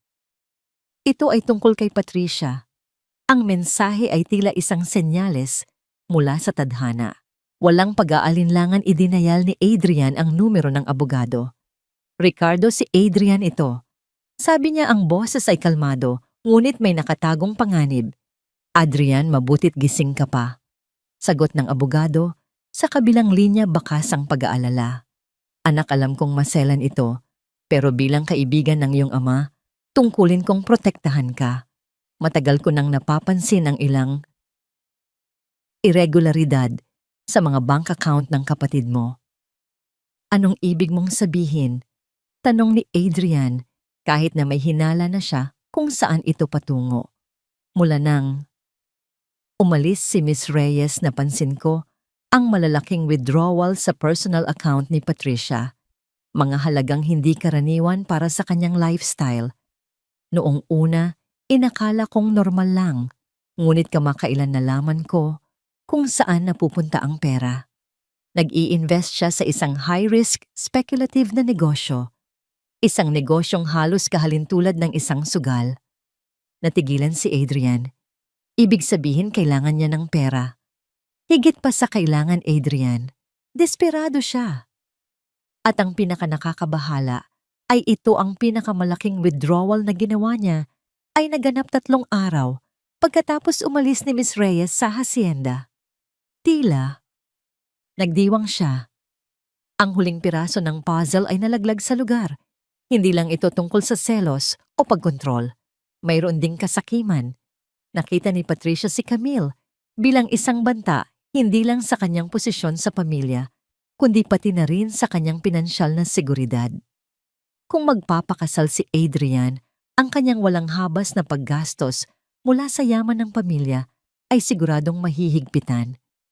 Si Camille na isang matalino at praktikal na babae ay tiyak na makikita ang mga irregularidad na ito. Kailangan nilang paalisin si Camille para maprotektahan ang kanilang mga sarili. Salamat Ricardo. Maraming salamat sa impormasyon. Sabi ni Adrian, ang boses ay walang emosyon. Adrian, mag-iingat ka. Kung ano man ang iyong gagawin, isipin mo muna ng mabuti. Huwag kang mag-alala, Ricardo. Malinaw na sa akin ang lahat. Sabi ni Adrian bago ibaba ang telepono. Tumayo siya at naglakad papunta sa bintana ng kanyang opisina. Nakatanaw sa madilim at tahimik na hasyenda. Ang katahimikan ay isang kasinungalingan. Sa ilalim ng payapang panlabas na anyo ang kanyang tahanan ay isang pugad ng ahas at ang mga ahas ay ang sarili niyang ina at kapatid. Ang sakit na kanyang naramdaman ay hindi na mailarawan. Ngunit sa ilalim ng sakit, isang malamig at matigas na determinasyon ang nabuo. Tapos na ang pagluluksa. Tapos na ang pagdududa. Oras na para sa paghuhukom. Kinailangan niyang maghintay hanggang sa susunod na gabi. Kailangan niyang magpanggap na normal ang lahat sa almusal. Kailangan niyang tiisin ang mga pekeng ngiti at ang mga mapagkunwaring pag-aalala. Bawat sandali ay isang pagsubok sa kanyang pagpipigil. Nang gabing iyon, pagkatapos maghapunan at pagkatapos niyang siguraduhin na si Mia ay mahimbing, nang natutulog sa kanyang silid, bumaba siya. Naabutan niya sina Remedios at Patricia sa sala, komportableng nanonood ng kanilang paboritong teleserye, umiinom ng tsa. Ang ganda ng episode ngayong gabi, di ba mama? Sabi ni Patricia tumatawa. Kawawa naman yung bida pinagtaksila ng sarili niyang pamilya. Sa huli ang katotohanan pa rin ang mananaig. Sagot ni Remedios sumihigop ng tsa. Huminto si Adrian sa bungad ng sala. Ang kanyang anino ay humaba dahil sa liwanag mula sa pasilyo. Naramdaman nila ang kanyang presensya at sabay silang napalingon. Adrian, anak, may kailangan ka? Tanong ni Remedios ngumiti. Hindi sumagot si Adrian. Naglakad siya papunta sa coffee table sa gitna ng sala. Sa kanyang kamay hawak niya ang talaarawan ni Mia. May gusto lang akong pag-usapan. Sabi niya, ang boses ay kalmado sa isang paraang nakakakilabot. Tungkol saan kuya, tanong ni Patricia, bahagyang kinakabahan sa biglaang pagbabago ng aura sa silid. Hindi nagsalita si Adrian. Sa halip marahan niyang ibinagsak ang talaarawan sa ibabaw ng makintab na mesa. Ang tunog bagamat hindi malakas ay umalingaw sa tahimik na sala na parang isang putok ng baril. Kayong dalawa. Sabi ni Adrian, ang kanyang mga mata ay nag-aapoy habang tinititigan niya ang kanyang ina at kapatid. May utang kayong paliwanag sa akin. Ang mga ngiti sa mukha ni Remedios at Patricia ay naglaho. Napalitan ito ng pagkabigla at pagkatapos ng hindi maikakailang takot. Tumingin sila sa talaarawan pagkatapos ay kay Adrian. Ang kanilang mga mukha ay namutla kasing puti ng mga tasa ng tsa na kanilang hawak. Ang palabas sa telebisyon ay nagpatuloy, ngunit sa sala ng mga Divilla, ang tunay na drama ay magsisimula pa lamang. At may utang kayong paumanhin sa anak ko. Dagdag ni Adrian, ang bawat salita ay may bigat ng isang hatol.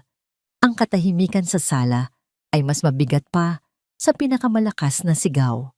Ang tanging maririnig ay ang mabilis at mababaw na paghinga ni Remedios at Patricia at ang walang tigil na dialogo mula sa teleserye sa telebisyon, isang kabalintunaan sa nagyayelong tensyon sa silid. Ang talaarawan ni Mia ay nakalatag sa mesa na parang isang hatol na isinulat ng isang inosenteng kamay. Si Doña Remedios, ang unang nakabawi ng lakas ng loob.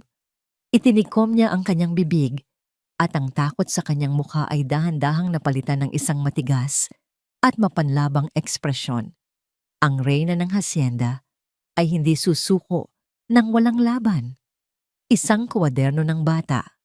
Sabi niya ang boses ay nanginginig, ngunit pilit na pinatatatag. Adrian, ano ang ibig sabihin nito? Ang mga bata ay may malawak na imahinasyon. Minsan gumagawa sila ng mga kwentong hindi totoo.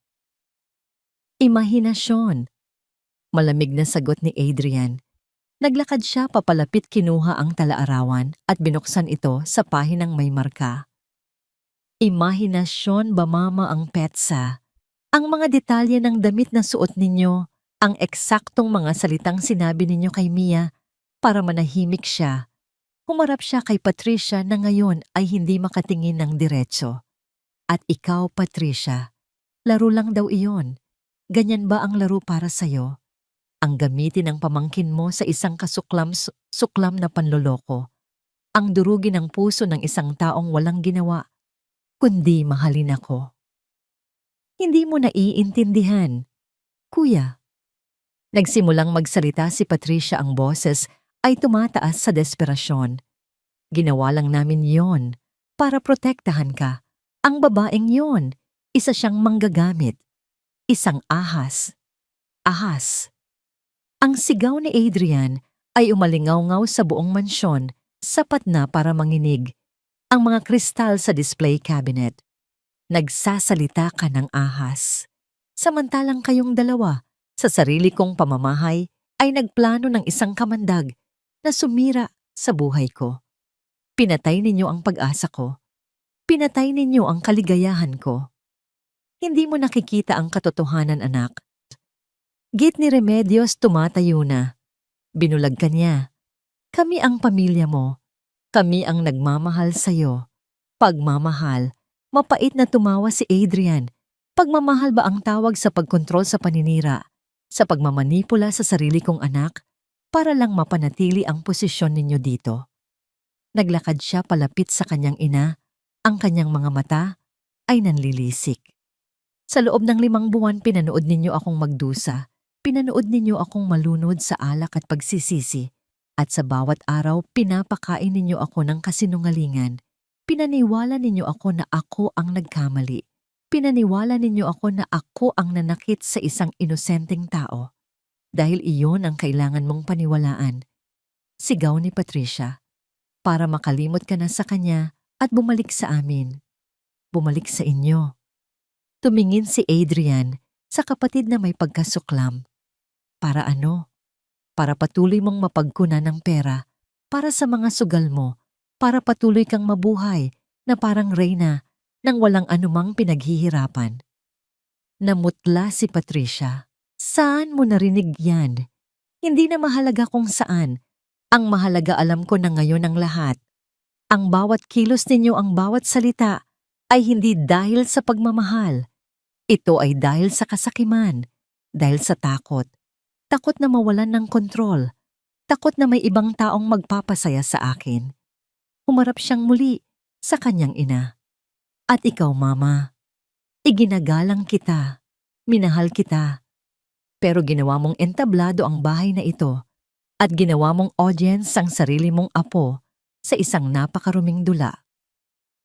Ang kanyang boses ay bumaba, naging isang mapanganib na bulong. Pinilit ninyong manahimik si Mia. Sa tuwing susubukan niyang magsabi ng totoo, nandoon kayo para pigilan siya. Ginamit ninyo ang pagmamahal niya sa akin bilang isang kadena para ikulong ang kanyang boses. Alam niyo ba kung anong tawag doon? Iyon ay kalupitan. Higit pa sa ibinuhos na maruming tubig ang ginawa ninyo sa kaluluwa ng anak ko. Iyon ang hindi ko mapapatawad. Sa wakas bumigay na si Remedios. Napaupo siya sa sofa. Ang kanyang katawan ay nanginginig, ang mga luha ay nagsimulang dumaloy sa kanyang mga pisngi. Adrian, anak, patawarin mo kami. Natakot lang kami. Natakot kaming mawala ka.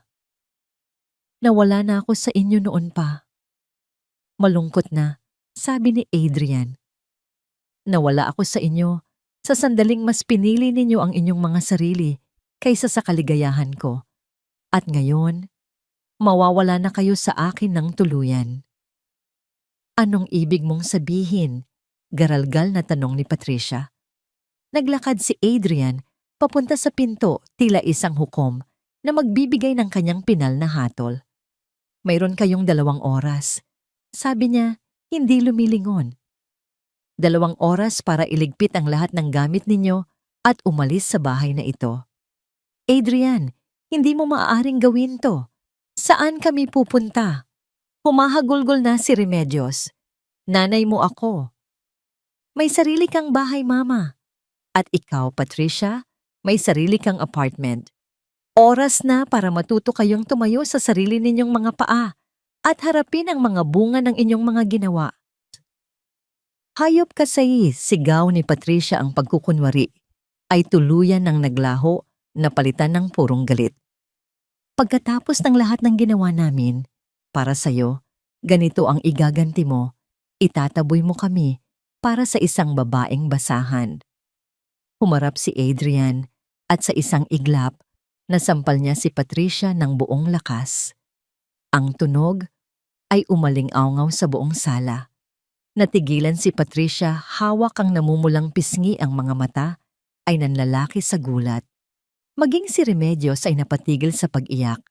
Huwag na huwag mong tatawaging basahan ang babaeng mas malinis pa ang puso kaysa sa pinagsama ninyong kaluluwa. Mariing sabi ni Adrian, ang kanyang paghinga ay mabilis. Ang babaeng iyon ay ang buhay na sinira ninyo at ang buhay na susubukan kong buuin muli. Adrian, anak, pakiusap. Pagsusumamo ni Remedios, umiling si Adrian, tapos na siya. 2 oras ulit niya. Kung pagdating ko mula sa silid ni Mia ay narito pa rin kayo, tatawag ako ng mga gwardiya para kaladkarin kayo palabas. At sisiguraduhin kong wala na kayong makukuhang kahit isang kusing mula sa akin habang buhay. Tumalikod siya at nagsimulang maglakad paakyat sa hagdanan. Iniwan ang 2 babae sa gitna ng mga guho ng kanilang mga kasinungalingan. Hindi niya na sila muling tiningnan. Ang bawat hakbang niya paakyat ay isang paglaya mula sa kanilang kontrol, sa kanilang lason at sa kanilang peking pagmamahal.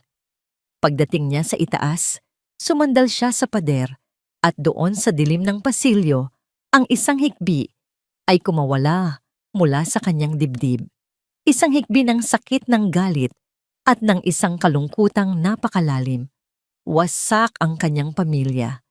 At siya sa kanyang pagkabulag ay isa sa mga dahilan. Pagkatapos ng ilang sandali, pinunasan niya ang kanyang mga luha. Itinuwid niya ang kanyang likod. Mayroon pa siyang isang bagay na kailangang gawin. Isang bagay na mas mahirap kaysa sa pagharap sa kanyang pamilya. Ang paghingi ng tawad sa babaeng kanyang sinaktan. Kinuha niya ang kanyang telepono. Nanginginig ang kanyang mga daliri habang hinahanap niya ang isang numerong matagal na niyang hindi tinatawagan, isang numerong halos kabisado na niya sa paulit-ulit na pagtitig dito sa gabi, Camille. Kailangan niyang malaman kung saan ito ngayon. Kailangan niyang malaman kung paano niya sisimulan ang pagbuo muli ng isang tulay na siya mismo ang sumunog.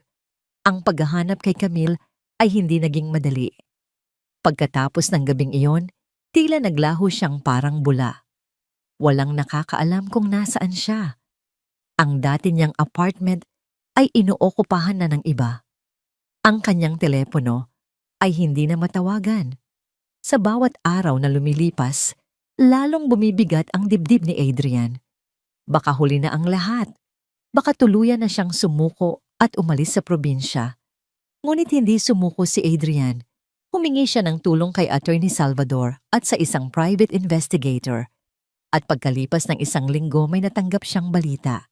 Nagtayo si Camille ng sarili niyang physical therapy clinic. Isang maliit na klinika, hindi sa isang marangyang distrito, kundi sa isang simpleng bayan, 30 kilometro ang layo mula sa hasyenda. Ang pangalan ng klinika, Pag-asa. Nang umagang yon, Nagmaneho si Adrian papunta sa lugar na yon, ang kanyang puso ay kumakabog na parang tambol. Ang bawat kilometrong kanyang tinatahak ay isang paglalakbay papalapit sa kanyang paghuhukom. Ano ang sasabihin niya? Paano siya magsisimula? Ang salitang patawad ay tila napakaliit at walang saysay kumpara sa sakit na kanyang idinulot. Nang makita niya ang klinika, napahinto siya sa tapat. Simple lang ito, isang bagong pinturang puting gusali na may malalaking salaming bintana. Sa loob, nakita niya si Camille. Nakasuot ito ng puting uniforme. Ang buhok ay nakapusod at matiyaga niyang tinutulungan ang isang matandang babae na nakaupo sa wheelchair. Mayroon siyang ngiti sa labi, isang nga ng ngiting pagod ngunit totoo. Ang ngiting iyon ay sumaksak sa puso ni Adrian. Nagawa niyang magpatuloy. Nagawa niyang bumangon. Habang siya ay nalulunod sa kasinungalingan, nagpark siya sa di kalayuan at naghintay. Hinintay niyang matapos ang araw. Hinintay niyang umalis ang huling pasyente. Hinintay niyang mag-isa na lang si Camille sa loob nagliligpit ng mga gamit. Huminga siya ng malalim at lumabas ng kotse. Nang pumasok siya sa pinto, napatigil si Camille sa kanyang ginagawa. Ang hawak niyang folder ay nahulog sa sahig, nagkalat ang mga papel. Ang kanyang mukha ay dumaan sa isang serye ng emosyon sa loob ng ilang segundo, gulat, sakit, galit at sa huli, isang malamig at maingat na pagdistansya. Adrian, sabi niya, ang boses ay walang anumang emosyon. Anong ginagawa mo rito? Camille. Panimula ni Adrian, ang kanyang boses ay garalgal. Ako.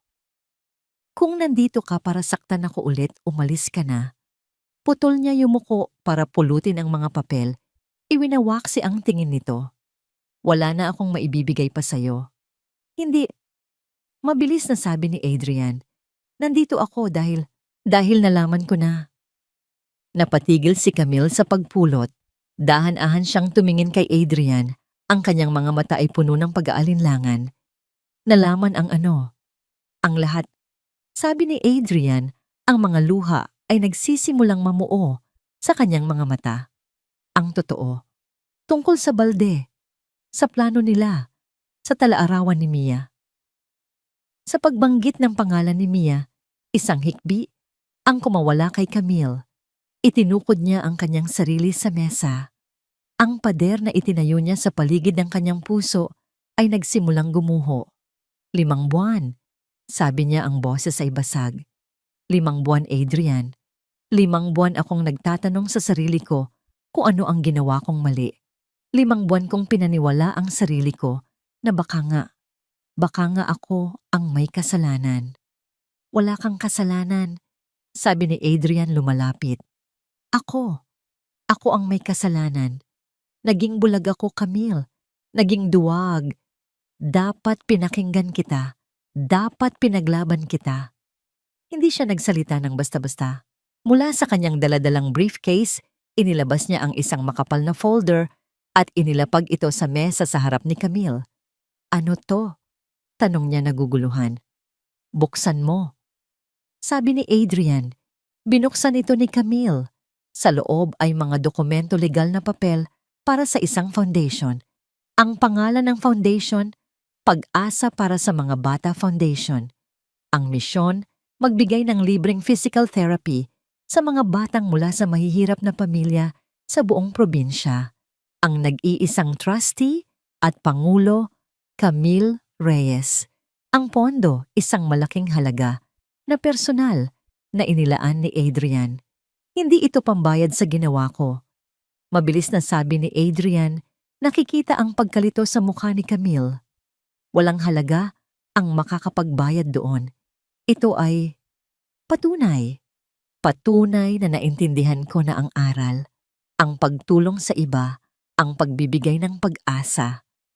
Iyan ang tunay na ikaw at iyan ang sinira ko. Gusto kong itayo muli ang pag-asang iyon, hindi para sa akin, kundi para sa mga taong tulad mo na may mabuting puso. Tinitigan ni Camille ang mga papel, pagkatapos ay tumingin kay Adrian. Sa unang pagkakataon, mula nang pumasok siya, Nakita niya ang lalaking minahal niya, ang lalaking puno ng pagsisisi, hindi ng galit. Sina Remedios at Patricia, tanong niya. Wala na sila sa hasyenda, sagot ni Adrian. Pinaalis ko sila. At si Mia, natigilan siya. Si Mia, miss na miss ka na niya. Araw-araw tinatanong niya kung babalik ka pa. Siya ang nagsabi sa akin ng totoo, Camille. Ang anak ko ang nagligtas sa akin. Doon na tuluyang bumuhos ang mga luha ni Camille. Hindi na niya napigilan. Umiyak siya para sa 5 buwan-kuwan ng kalungkutan ng pag-iisa at ng nawalang tiwala. Lumapit si Adrian ngunit hindi siya hinawakan. Nanatili siyang nakatayo isang dipa, ang layo iginagalang ang kanyang espasyo. Hindi ako humihingi na bumalik ka sa akin ngayon. Sabi niya, ang boses ay puno ng sakit. Alam kong wala akong karapatan. Ang hinihiling ko lang ay isang pagkakataon. Isang pagkakataon para patunayan sa'yo, araw-araw na nagbago na ako, na natuto na ako. Hayaan mo akong ligawan ka ulit. Hayaan mo akong ipakita sa'yo na kaya kong maging lalaking karapat-dapat sa pagmamahal mo. Tumingin si Camille sa kanya, ang mga mata ay pula at namamaga. Paano ko malalaman na hindi mo ulit ako itataboy sa sandaling may manira na naman sa akin? Dahil sa pagkakataong ito, sabi ni Adrian, inilagay ang kanyang kamay sa kanyang puso. Maniniwala ako sa iyo bago ko paniwalaan ang buong mundo. Iyan ang pangako ko. Ang mga sumunod na buwan ay isang mabagal at maingat na sayaw. Hindi bumalik si Camille sa hasyenda. Nagpatuloy siya sa kanyang klinika. Ngunit araw-araw nandoon si Adrian, hindi para manggulo, kundi para tumulong. Nagbubuhat siya ng mga kahon, nag-aayos ng mga appointment, kinakausap ang mga pasyente. Ipinakita niya sa gawa, hindi sa salita. Linggo-linggo dinadala niya si Mia para bisitahin si Camille. Ang muling pagkikita ng dalawa ay puno ng luha at mahigpit na yakap. Si Mia ang naging tulay na muling nagdugtong sa kanilang dalawa. Sa bawat kwento ng bata tungkol sa kanyang ama, kung paano ito laging umuuwi ng maaga para tulungan siya sa homework, kung paano nito pinapakinggan ang lahat ng kanyang problema, unti-unting natutunaw ang yelo sa puso ni Camille. Isang hapon, 6 na buwan, pagkatapos ng kanilang unang pagkikita sa klinika, naglalakad sila sa dalampasigan kung saan unang nag-propose si Adrian. Naaalala mo ba? Tanong ni Adrian. Tumango si Camille. Paano ko makakalimutan? Huminto si Adrian. Muli lumuhod siya sa buhanginan. Ngunit sa pagkakataong ito, wala siyang dalang singsing. Ang dala niya ay ang kanyang puso. Camille, sabi niya nakatingin sa mga mata nito. Sa unang beses na lumuhod ako rito, nangako ako ng isang magandang buhay. Nabigo ako. Ngayon hindi ako mangangako ng isang buhay na walang problema. Hindi ako mangangako na hindi na tayo masasaktan. Ang tanging maipapangako ko ay ito. Sa bawat pagsubok, sa bawat pagdududa, ikaw ang pipiliin ko. Ikaw at si Mia. Palagi. Ngumiti si Camille, isang tunay na ngiti na puno ng kapayapaan. Sa pagkakataong ito, Adrian, sabi niya, hinawakan ang kamay nito para itayo. Hindi ko na kailangan ng pangako. Kailangan ko lang na manatili ka. Sa ilalim ng papalubog na araw, muli silang naghalikan. Hindi ito isang halik ng nag-aalab na pagnanasa, kundi isang halik ng paghilom ng pagtanggap at ng isang pag-ibig na sinubok ng apoy at naging mas matatag. Bumalik sila sa hasyenda, hindi bilang isang amo at isang dayuhan, kundi bilang isang pamilya. Isang pamilyang wasak na muling binuo, hindi ng dugo, kundi ng pagpili, ang pagpiling magpatawad, ang pagpiling magtiwala, at ang pagpiling umibig muli sa kabila ng lahat ng sugat. Ang araw ay muling sumikat sa Hacienda de Villa.